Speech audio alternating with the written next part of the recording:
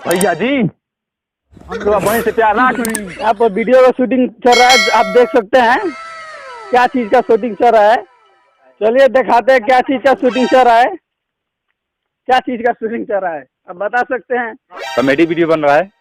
क्या चीज का comedy video बन रहा है।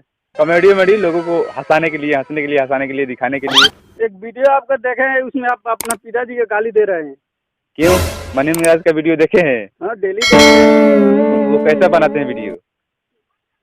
वो भी तो असली बनाते हैं। वो तो सुपर स्टार हो गए हैं।